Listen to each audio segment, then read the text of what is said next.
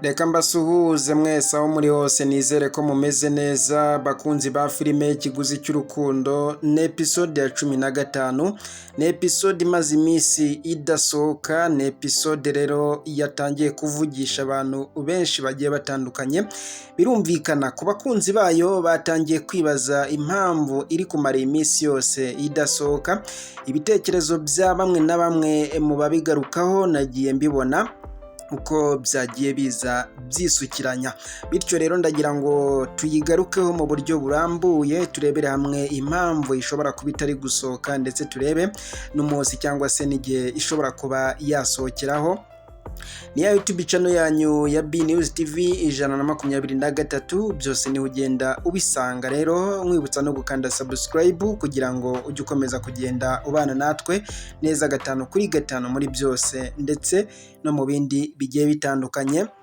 Gusa ntabwo turagaruka ku mpamvu cyangwa se turagaruka ku cyatumye idasohoka gusa ahubwo turaza no kugaruka tureba ngo ese ubundi yari kuba imeze gute bitewe n'uburyo twari dufite amatsiko bitewe n'uburyo twari tuyitegereje. Ibi byose uragenda ubimenya neza 5 wowe rero icyo usabwa ni ukubana nanjye ukagenda ubana nanjye muri byose muri byinshi ndetse ukamenya ko cyangwa se ukibuka ko wakanda subscribe niba utarayitanze ndetse nanone rero ugatanga n'ibitekerezo byawe. Niyo mpamvu mba nabafunguriye ibitekerezo kugira ngo mugire byinshi mwohereza kugira ngo turebe icyo mwibanzeho by'umwihariko natwe aba aricyo tujya tugenda tugarukaho cyane. Birumvikana yuko buri wese uri kunyumva neza hari byinshi aba ari kugenda yibaza, hari byinshi aba ari kugenda atekereza. Birumvikana rero ntabwo uko twakabaye twese ariko dutekereza ibintu bimwe, bityo rero iyo ibitekerezo bihuriye hamwe usanga tugize gutya tukarebamo ibitekerezo bishobora kuba byagira icyo bidufasha cyangwa se bikatwunganira tugahanahana inyunganizi cyangwa se n'ubundi buryo byose rero tukagenda tubishakira ikintu kimwe gishobora kudufasha muri rusange. Ni ukuvuga ngo rero ni episode ya 15 yari busohoka uyu munsi, uretse n'uyu munsi no kuwa gatatu ahubwo nibwo iba yarasohotse, uretse yuko nyine kuwa gatatu ntiyasohotse benshi bategereza ko ishobora kuba yasohoka uyu munsi ariko gusa kugeza amagingo aya ngaya ntabwo turayibona. Dushobora kwibaza ngo ese iyi episode ko yari gusohoka kwa gatatu ntisohoke n'uyu munsi ntisohoke, ese haba habaye iki kugira ngo iyi episode ntisohoke? Ese byaba byagenze gute? Ese haba hari abakinnyi wenda bagize ikibazo? Ese haba hari indi mpamvu yavutse?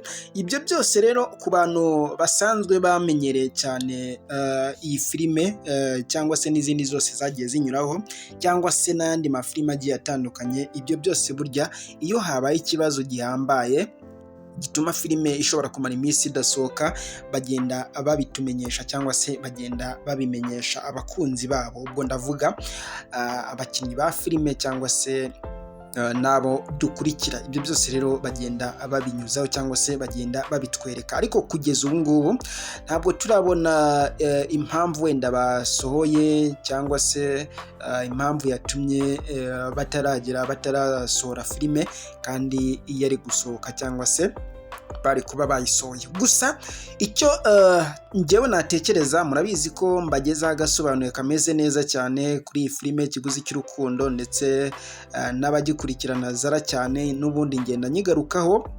Gusa n'ubundi benshi bakomeza kwibaza niba yararangiye. Ntabwo iyi filime yarangiye, n'ubundi kenshi nzajya ngenda mbigaruka, wowe uzajya ukomeza ubane nanjye akantu ku kandi uko nzajya nkamenya rero nanjye nzajya nkabasangize. Niyo mpamvu rero nanjye mbashishikariza cyangwa se mbasaba kugira ngo ntukajye ucikwa n'ibyo mba ngenda mbagezaho by'umwihariko ku gasobanuye ka filime y'ikiguzi cy'urukundo ndetse n'iyi filime yindi ya Zara seriye narindi kugenda mbabwira.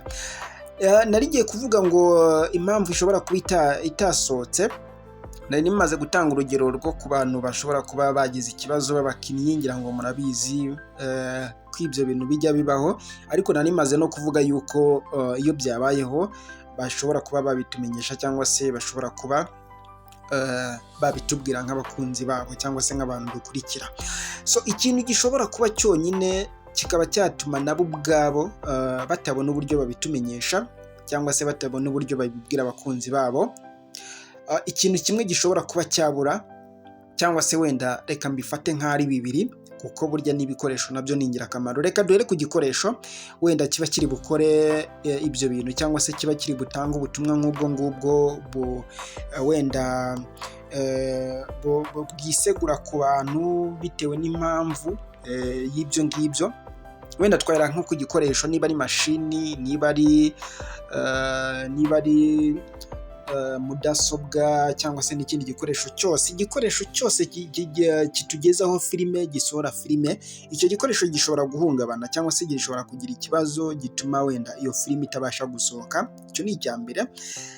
Icya kabiri, na konegisiyo ubwayo. Konegisiyo nayo urumva habayeho ikibazo cya konegisiyo, kugira ngo batumenyeshe ngo byagenze gutya, habaye impamvu ni yatumye filime idasohoka cyangwa se izasohoka ryari. Urumva nyine ibyo byose bigenda bikorwa na konegisiyo. Urumva rero konegisiyo idahari, konegisiyo iri kugenda gake, konegisiyo iri gukora yanga, kugira ngo benshi mugenda muzikoresha murabizi, kandi murabizi ko konegisiyo kenshi izi za wireless hari ukuntu zivaho bikaba ngombwa yuko bisaba n'umutekinisiye cyangwa se bisaba n'umuntu wongera kubikora. Ntabwo ari nk'izi ngizi za telefone zanyu bamwe na bamwe cyangwa se benshi mukoresha. Izi ngizi ntabwo arizo zikora muri ubu buryo bwo gushyiraho cyangwa se gusohora ikintu. Ahangaha muri ubu buryo hakoramo wireless cyangwa se na za konegisiyo zindi. Hari izindi konegisiyo zitari wireless, kwa kundi ujya wumva ngo hari konegisiyo uretse wireless, hari izindi konegisiyo zitandukanye na wireless, ariko nazo urumva zo ziba zikonegita, nazo zikonegita nka wireless ariko ziratandukanye. Urumva ikintu cyose nk'uko ufata konegisiyo ya MTN na konegisiyo ya Airtel, ibyo ngibyo nyine biba bitandukanye.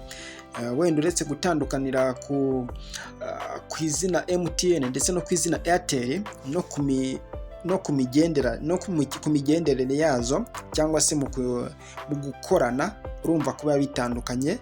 Konegisiyo ya MTN irihuta cyane kandi igakora vuba, igakora neza, ariko konegisiyo ya Airtel kubayikoresha, kubayifite, bagenda batubwira cyangwa se bagenda batugezaho amakuru atubwira ko konegisiyo ya Airtel itagenda yihuta cyangwa se itagenda idakora neza. Ibyo ngibyo bagenda babitubwira. Uretse konegisiyo ya interineti na konegisiyo za kole, ubwo ndavuga guhamagarwa, ibintu nk'ibyo ngibyo byose birajyana kuri Airtel. Warigera rimwe na rimwe usanga byagoranye.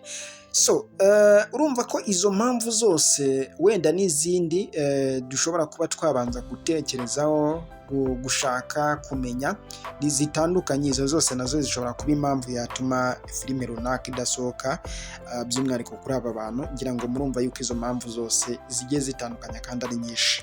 Reka nkomeze mbikurikirane neza, ndagenda mbabwira akantu ku kandi. Wowe icyo usabwa ni ukubana nanjye neza 5 kuri 5, ukajya umenya byinshi ndetse ukajya umenya n'ibindi bigiye bitandukanye birambuye kuri ya YouTube channel yanyu ya B News TV 123. Ciao ciao.